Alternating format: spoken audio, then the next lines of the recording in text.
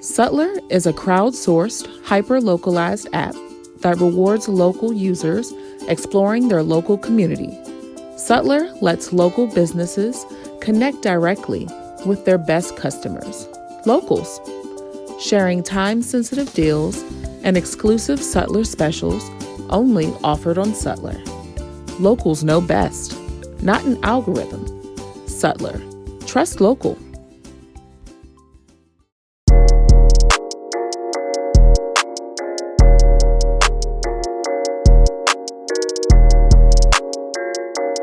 Hey, yo, what's happening? This is Coach Herb coming to you from far, far away. Actually, I'm not that far, but I was going to say, what just are you say talking hi about? to y'all. And I'm here with my girl B, Hi, as everybody. usual, and my man Ben in the background, and we are joined by Anthony again. Welcome back, Yes. Anthony. Yes. Thank you. It's good to be here. Yeah, it feels like it's been a while. For some reason, like we filmed like a couple of episodes, and everything feels like it's been like Forever. Yeah. a while. Yeah, it feels weird. Like Yes. maybe it's because before we were going through some unusual times. Let's just say. Now I think there's a weight lifted off my shoulder. Now I feel like I need to talk to everybody, and I haven't spoken to everybody in a while. So now I'm all excited to have conversations without feeling tension. Oh, I That feel you. sounds about right. Mm-hmm. Yeah. So You took a today deep is a breath good after. day, and yeah. What day was Yeah. that? The 19th, or what day was that? January 6th. Oh my January God, 6th, that early? and I'm then talking about inauguration. and then I took it, and I took a deeper breath. What was that? The 20th? That's right, sir. One of those days, one of those good days that just felt good. Everything on that day, I had the day off, which was unusual. I felt very unusual about that too. Like that was a day off, and I got to watch stuff. I watched the entire thing. Yeah. Yeah. It was a very interesting time. But this episode is not about inauguration or any of that. No, This it's is not. all It's about Anthony Swann. Yes, correct, sir. Yes. And you won recently an award that I feel like is a high achievement, right? And I would love Yeah, I for feel like you you to keep tell winning awards. I would love for you to tell our audience, exactly who you are and what that award is and all about yourself. Absolutely. My name is Anthony Swann. I am a fifth grade teacher at Rocky Mount Elementary. And within the last few months or so, I have won several awards. I have won. Oh, you see? Yeah. So Yes. I won Teacher of the Year for Rocky Mount Elementary. And then I won Teacher of the Year for the entire school district of Franklin County Public Schools. And then I won Teacher of the Year for Region 6 for the state of Virginia. And then I actually Teacher of the Year for the entire state of Virginia for 2021. Yes. Jeez Louise, man. Yes.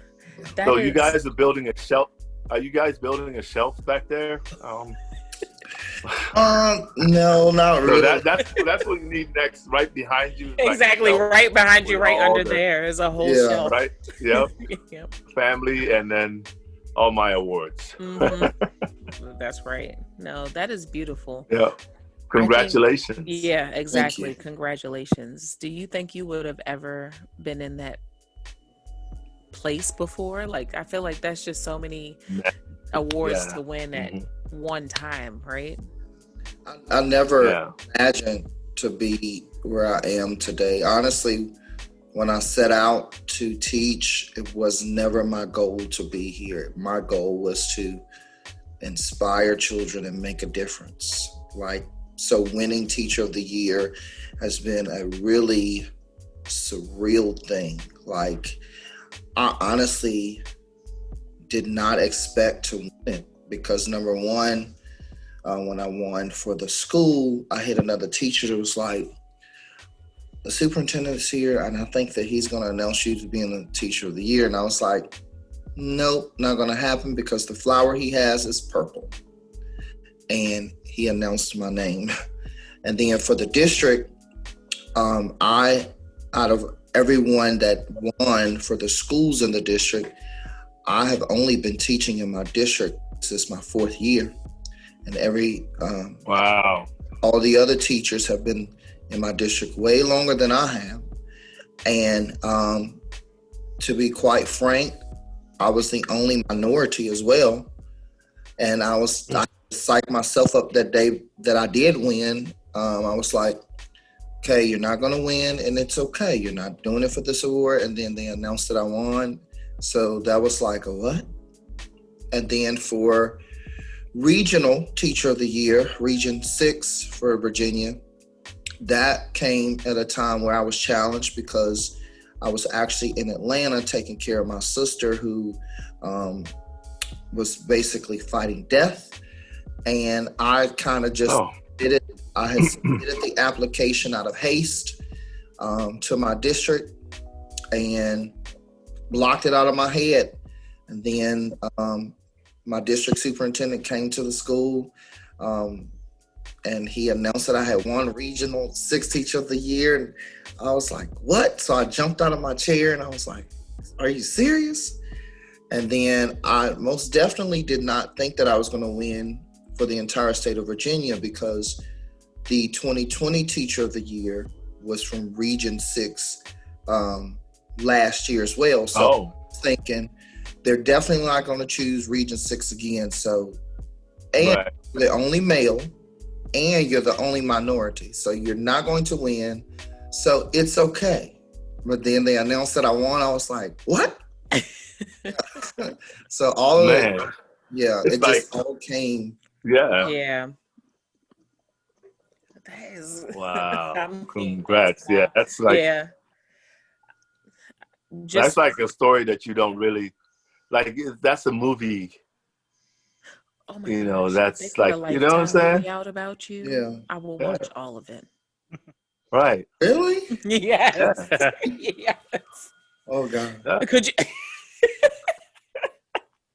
I love that. No, I mean, like, you know, to think about the fact that you were the only male and the only minority is, you know, that's a lot. That's very powerful. There are a lot of teachers, you know, in I have general. to call somebody at BET and get the story written. That's right. Wow. Thank you. There are over 100,000 teachers in the state of Virginia. Wow. Yeah, you got something. That means you're something special, right? Yes. That means you might be Superintendent Swann. Okay. That's right. See? Okay. Whatever my path. Okay. Mm-hmm. Yes. Yes. I love that. I can't even. I don't know. It's so just we're gonna go. We're gonna go ahead and get. I know. We're gonna go ahead and get real and have Mr. Ben have you. Just a few questions. So we're not going to take up all your time tonight, but you know, we just wanted to get a little bit more in depth as to who you are and what you're about. So what you got for us, Ben? Well, thanks again, Anthony, for coming back on with us. And, you know, we really enjoyed having you on the first time. So we had to bring you back a second time, especially to highlight you, as Bianca and Herb alluded to. I mean, you know, I know it's hard to kind of step back sometimes and appreciate the accolades and the, you know, the accomplishment that you have done, but we definitely notice you and recognize you and want to celebrate you, especially now all three of us or four of us, including yourself, are all in childcare. We all work with children. We all understand, you know, how important that is. And one thing that I wanted to talk, one of the questions I had was, as a teacher of the year, what do you feel makes up a teacher of the year? What qualities or what attributes do you think really, even if you maybe don't see them in yourself, but other people recognize those for you, would you say, you know, maybe gives you a head and shoulder, puts you a head and shoulders above the rest? A very good question. So, number one, I just want to preface this. I'm not the best. A lot of times people feel like that they're chosen to be the state teacher of the year because you are the best. I'm not the best. I just represent the best. So I wanted to preface that. But when you ask that question, what qualities makes a teacher of the year, I immediately thought to the parent letters as well as the letters from administration that I had to obtain to go with my application. And one parent expressed in the letter how I was a breath of fresh air when I came to Rocky Mill Elementary. Number one, I felt like that I had to be a certain type of way because I work. There are only two, there are three African American teachers out of the whole building. So I just felt like, okay, you really have to be on your game. But I went into with the mentality that I'm going to be me. And the part that makes me me is that I pour my all into my children. And I don't call them my students. I call them my children. I personalize my relationships with each one. I get to know them. I get to know my parents on a personal level, to have that partnership as we're serving the children. And so as an educator, I find myself sometimes I will go to pre-COVID, I will go to the children's functions. This particular parent that wrote this letter, I taught her son and her daughter, and her father passed away. And, her children were having a really hard time. And so I made it my point to make sure that they had individualized counseling every day with the counselor. I made sure that they had the breaks that they needed.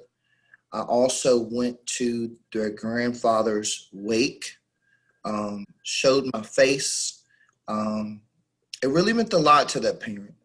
Not only do I do that, of course, every teacher, they pour out of their own pocket, right?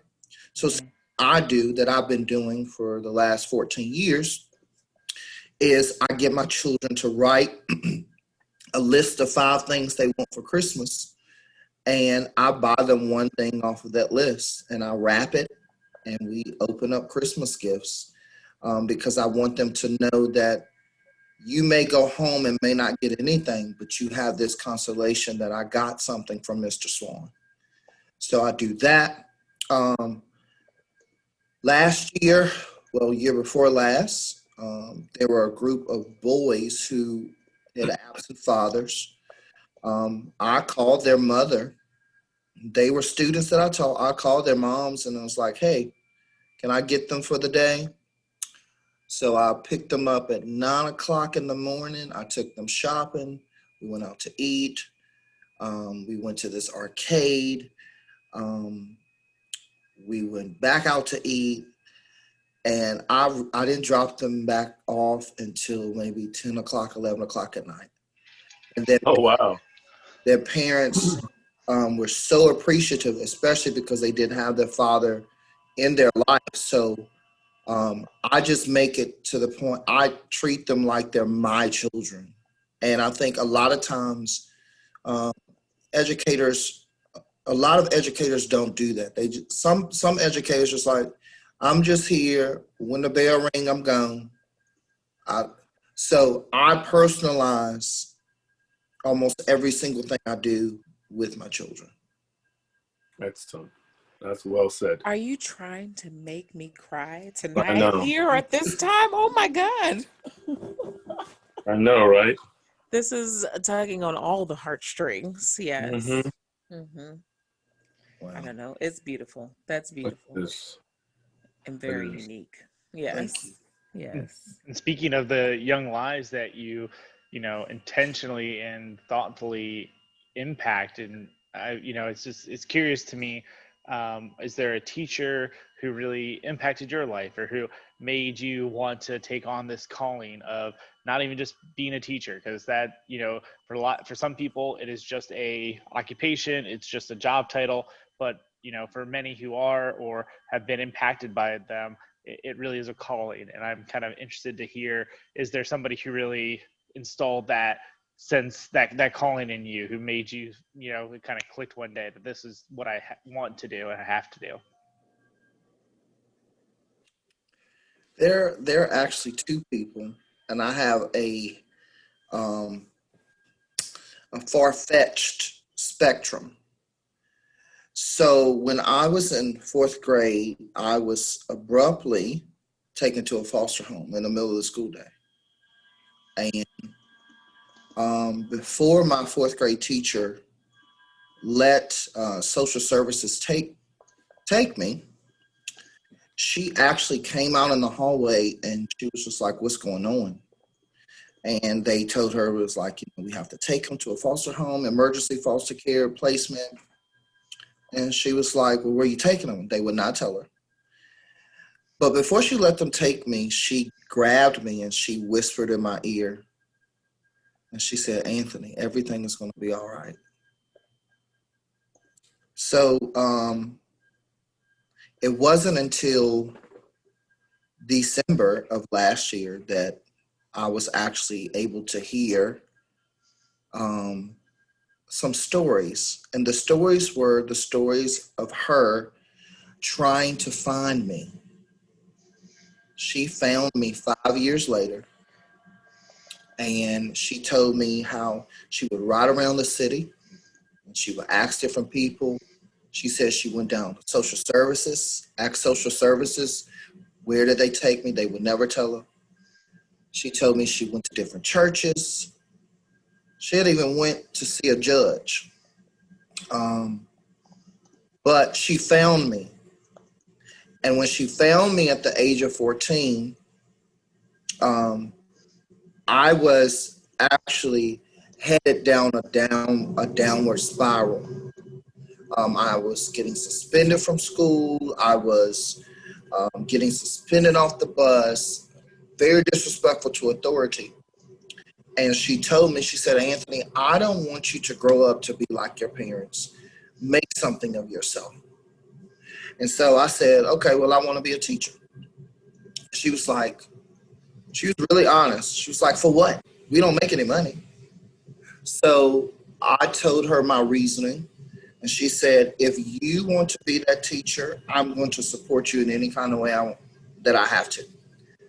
So as I went to college and I put myself through college, my senior year, I didn't have a car.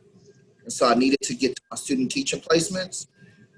She got up extra early, picked me up every single morning, took me to my student teaching placements before she had to be at school herself.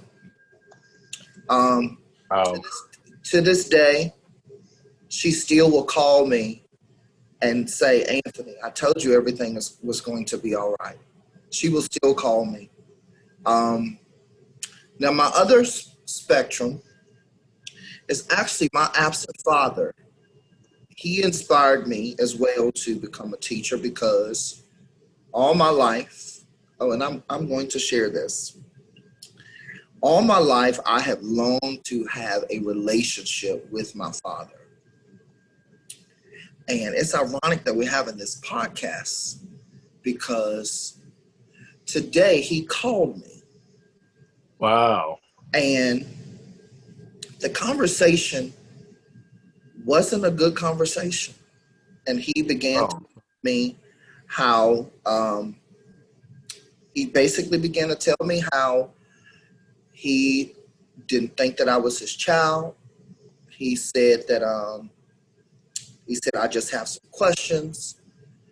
He even told me, he was like, "I didn't even sleep with your mother when you were born." He was just telling me all of these things. And so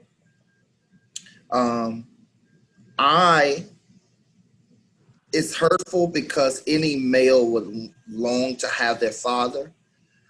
But I told him today, I said, "You know what? I'm glad you weren't in my life because had you been in my life, I wouldn't be where I am today." Nope. And so I I'm grateful that he was absent, because now that's why I love my children as my children, and I bend over backwards. I will spend my last on them, because I want them to experience what I never had. Even to this day, this very day, like around 4 o'clock today, even with him denying me, it lets me know that I'm on the right track, because I'm giving children what I lacked all my life. Which was that positive role model and somebody from a male's perspective to push them into greatness. So those are the two people who actually inspired me to be a teacher. Well, damn. Man, you are really, really pushing this. Oof. Yes. Okay. All right. Yep. Yes. You know, it's interesting that you bring up, you know, longing for a relationship with a parent, let alone your father. I have a relationship with my father, of course, and during all of this, it has made me grown to love him, but I don't have that relationship with my mother. And so it, you know, I can relate 100% to everything, you know, and have my own story as well. So it's just, Wow. you know, it's a breath of it, you know, that person who, that parent who referred to you as a breath of fresh air, you're giving that breath of fresh air right now to the three of us, let alone the audience that will be hearing this. I know. I mean, I don't even think I can save this for what I wanted to save it for. I feel like this has to be highlighted during, um, you know, Black History Month, because it's very Black important History Month. for people to hear stories like this, and as well as you being a male and a Black male at that, right?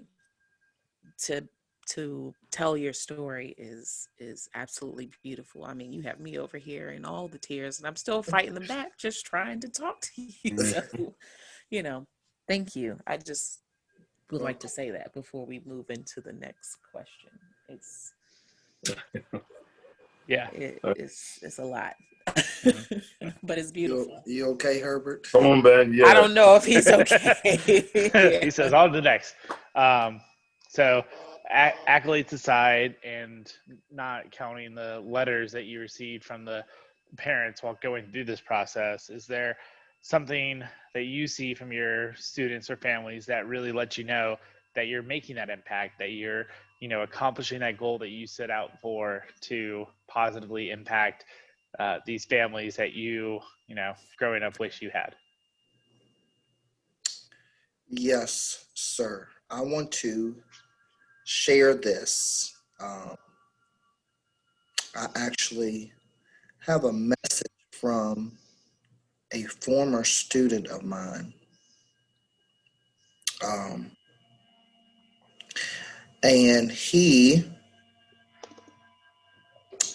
is actually 22,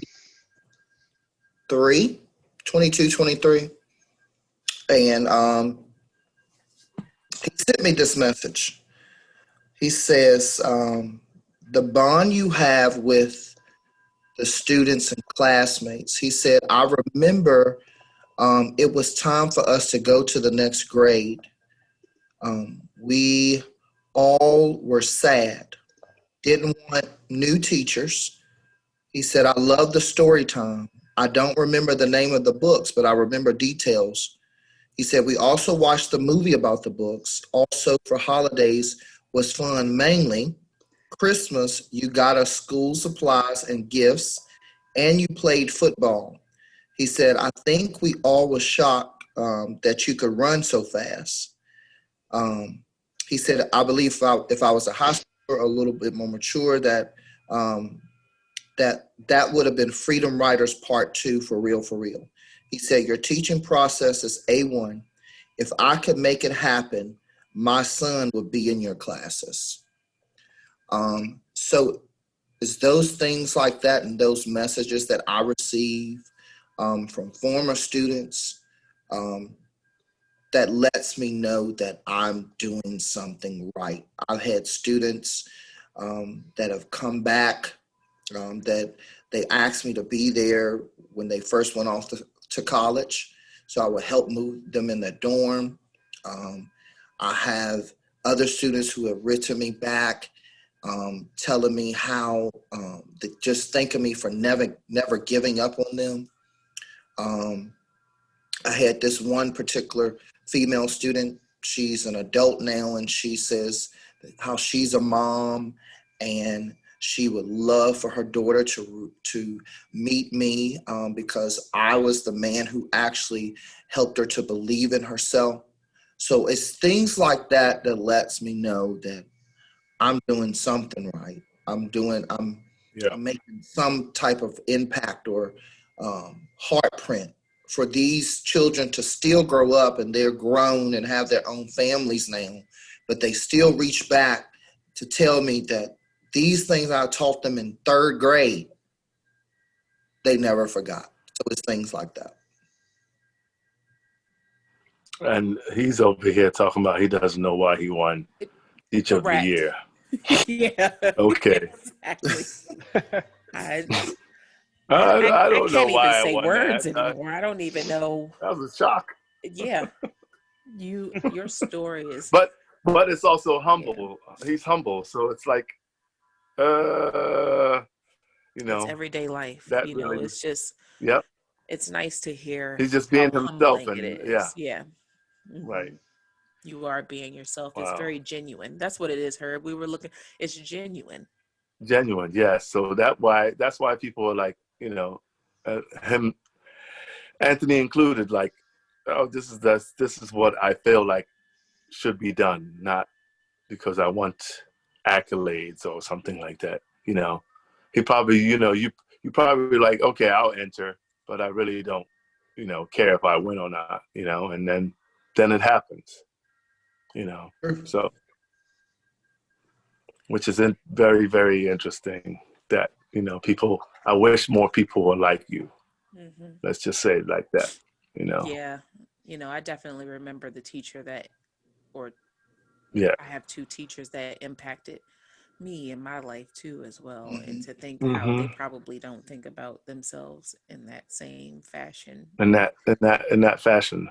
Yeah. And if I could go back years and years, I probably should, I went up to them and said something to them, and I never really, because, you were a kid, so you were just going about life. Right.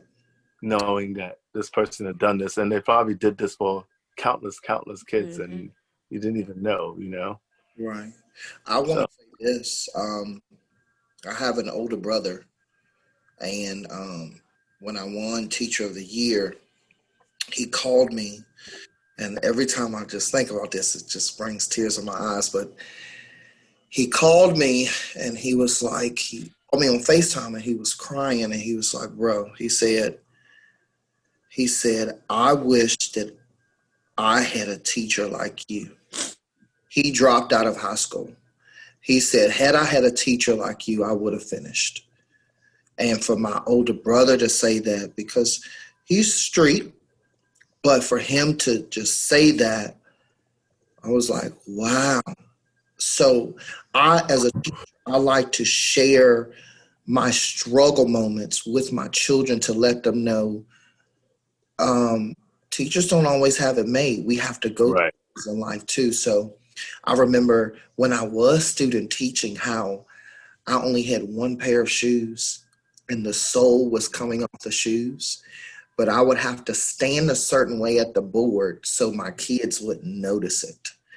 But I wore those shoes every single day until someone blessed me with some more. I couldn't afford it because I didn't have parents and I wasn't working. And I was trying to put myself through school with student loans and scholarships.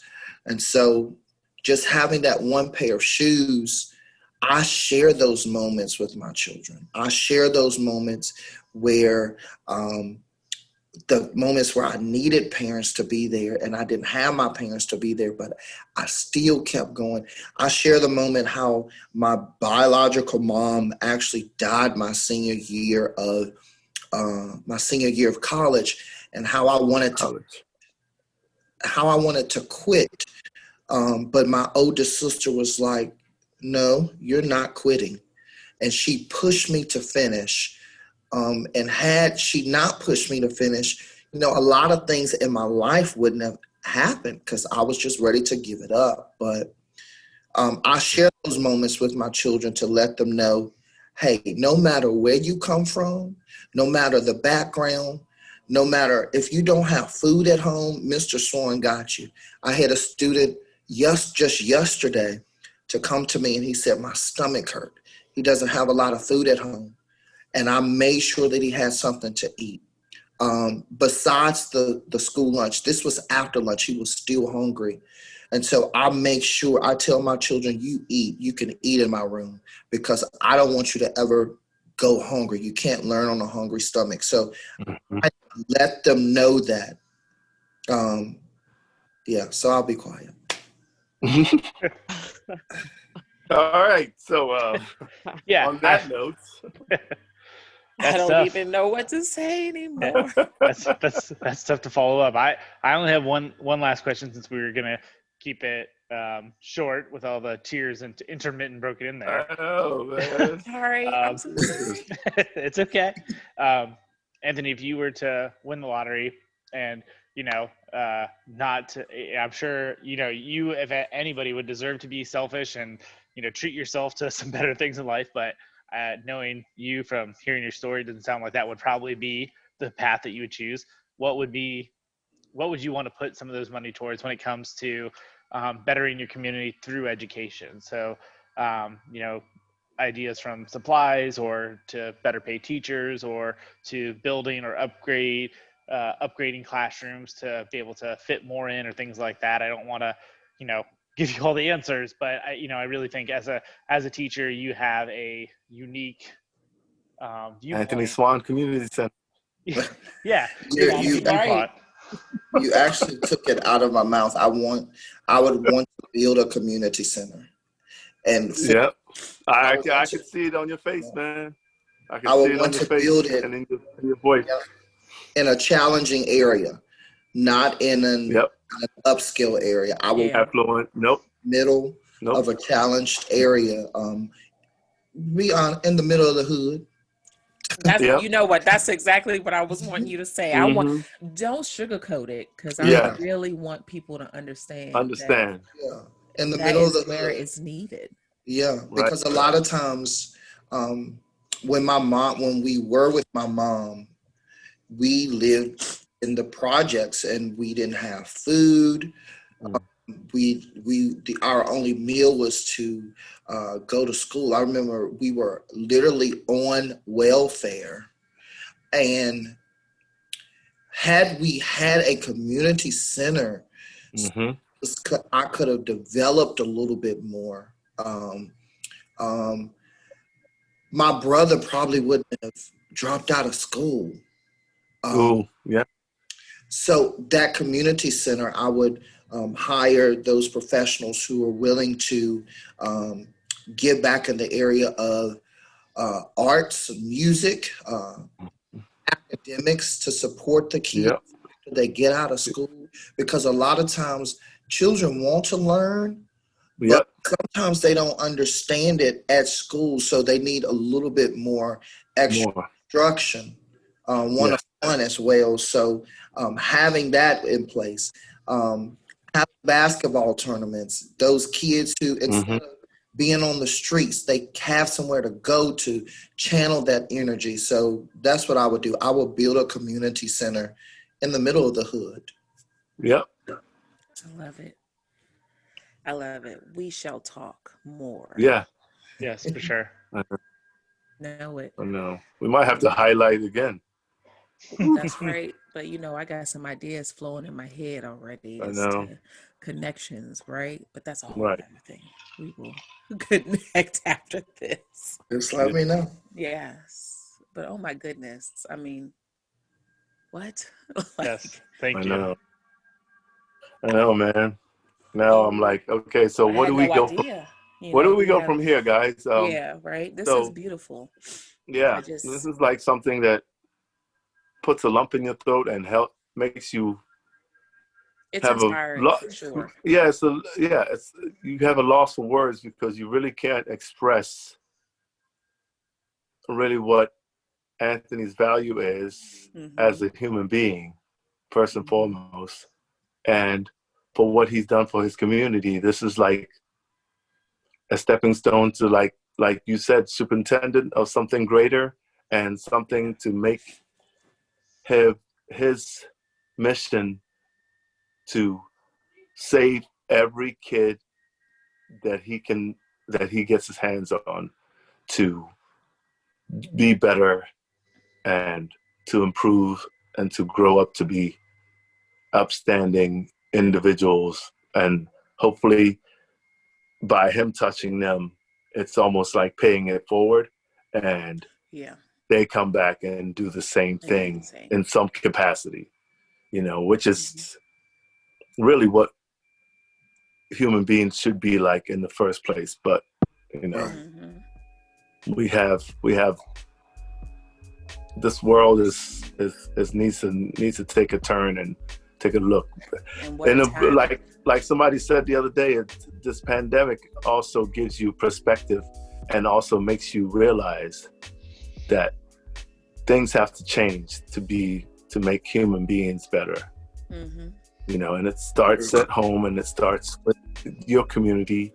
And the phrase, which is a little bit frowned upon, make America great again, is not really a phrase that was used correctly. It wasn't used in the right term. We should have been like, let's make our world greater again, to make people treat each other like human beings.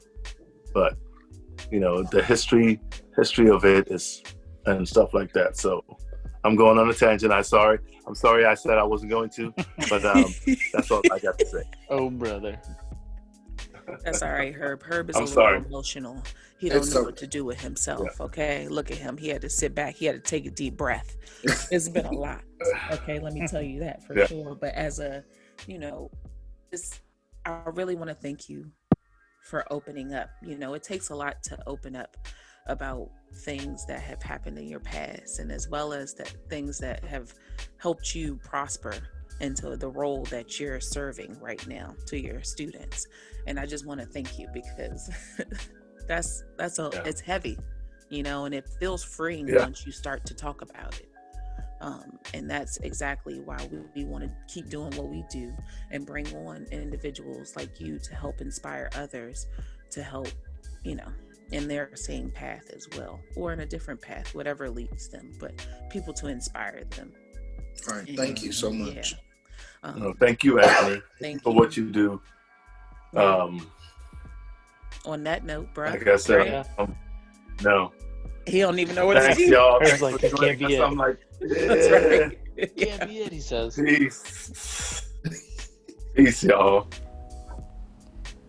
Based in Sterling, Virginia, Beltway Brewing Company crafts quality local beer. From award-winning session IPAs to sours to traditional styles to craft hard seltzer, Beltway has something for everybody. Beer to go is available at the brewery Wednesday through Friday, and same-day delivery is available daily. Use promo code REAL2REAL to receive 10% off your first order. Visit www.beltwaybrewco.com to place your order and for more details.